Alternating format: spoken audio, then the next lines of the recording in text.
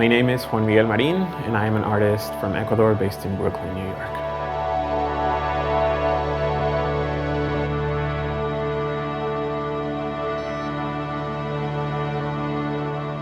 I was born in Quito, in Ecuador. I don't think I was an art kid at all.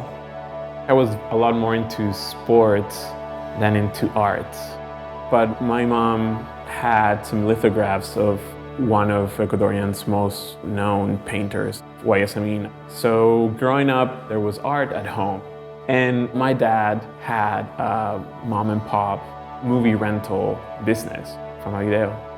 So somehow I was surrounded by art and film posters from an early age. When I was 9 and still living in Quito, there is a turning point in our family. An unfortunate business deal with a family member backfired my parents, and everything that they had built up to that point was just gone. That forced the family to relocate to Puerto Viejo, which is a small city in the coast of Ecuador where my dad's family is from. I was about to enter high school, and for the first few years was just adapting to the new environment. People had a different accent, spoke differently. I think of that event or that time in my life as my first migration. Puerto Viejo didn't have too many things, but had this tiny circuit of bands of kids. I've started to play the drums and kind of encourage my brother to learn an instrument, being able to play music for sometimes a very large audience when you're 13, and that changed my life. I'm still somehow in a band, I'm still somehow chasing that feeling of sharing music with other people and that exchange of energy. I graduated from high school. I wasn't necessarily sure what I was doing. My dad emigrated to North Carolina. So I ended up, studying a graphic design program in Charlotte, North Carolina, in a community college. I started coming to New York and realizing that I wanted to live in this city and finally find myself as an artist. Eventually, I just made the decision to quit my job and just dive into the unknown.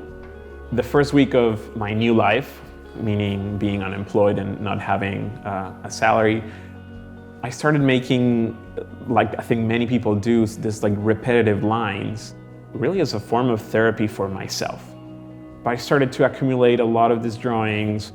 They started to feel personal, not really about the end result of the drawing or what they looked like, but it was a personal, introspective process for me that, was huge for my well-being. At some point, somebody who knew that I was making these drawings and was running this massive industrial space asked me if I ever done a mural. And I tried it, and there's a before and after that night. I realized that connecting with people through this repetition of lines, a meditation, if you will, was possible. And now the body of work has become a drawing performance that often involves site-specific sounds. I create soundscapes that become part of the installations or the performances.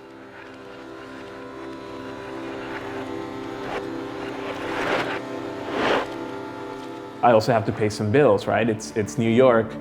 So how could I balance chasing my art practice and some design work that it's not only a paycheck, but is meaningful to me? Something that is super genuine to my personal story is working with film posters that have been around since my dad owned Fama Video way back in the 80s. Also love working for other artists, musicians, doing album art, or authors doing book covers. Slowly, it's becoming what I do as a designer. One thing leads to the next. Through working in this personal project, La Casa del Ritmo, this concert film, I got to interview David Byrne. And to this date, I'm fortunate and honored to have been able to work with David on numerous projects, including Contemporary Color, this massive performance that has a beautiful documentary by the Ross brothers. It had this special program book that we designed, and it has a ton of collage work, a lot of bodies, and I think that's the project that stood out to Eric Skillman, our director at Criterion Collection.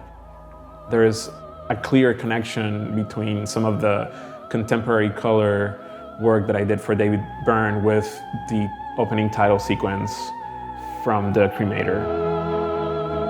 More than the style, I think the approach, working with my hands and being as analog as possible. In my second pass of the film, I started to basically collect a lot of elements. Different scenes, different moments, different objects that I thought were meaningful or symbolic for the film. Then it became about play and finding the right balance in the composition for the cover, which was also a fun process. Za 75 minut se slečna Čárská promění v popel a naplní urnu. Ale duše ne. Ta do urny nejde. Ta se převtělí, osvobodí, jak říkají Tibetané. Zalétne do éteru. There were a few moments in the film where you see Karel, the main character, in a way that I will never forget, like his look, his face. I think there's also a combination of maybe a fisheye lens that makes him in a couple of very important scenes just feel larger than life and just so present that I definitely wanted to find a way to translate that into the cover. That's why I think his face is very much the core of it. But then, what are those other elements that are symbolic in the film? To me, the hair comb was a funny little object, a creepy tick, to have that hair comb around and not only use it on himself in his very sharp image, but on other people. So yeah, it's oof. This ink experiments that I do often for my own abstract work have this sort of ash quality to it. So I don't know, maybe a bit too obvious, but it made me think that it was something to explore for the Cremator. Some of this ink textures became the Cremator interior. It's a touchy subject, it's a dark one, but I thought that maybe in a meaningful, beautiful way I could bring that into this piece. The Cremator is one of those films that I have to believe that was completely ahead of its time. I can't even imagine watching that film when it first came out and what would that do to your brain? For Men Pushcart and Chop Shop, I'm just so honored to be working in these two pieces because I think of myself as an immigrant, and these two are the most incredible immigrant stories I've seen in film. Very real, very raw, beautiful storytelling. I'm still always attracted to try things by hand before going into the computer. Both films have a lot of heavy signage content, very unique to New York. We explored many, many different things for Chop Shop and Men Pushcart that at the end felt that were maybe too much in the beauty camp versus telling their story and showing the characters in their world. Their environment just tells so much about their journey that I think what's the most important thing that people need to see. Both Men Pushcart and Chop Shop for me was more than just watching a film. I could relate to some of those moments being an immigrant, whether it's through language or working in jobs that are not necessarily for your age or for what you dream in life, but you do them and you make some money that hopefully is going to take you to the next thing that you want to do. I experienced those firsthand in North Carolina, so it was, I don't know, full circle, you can call it.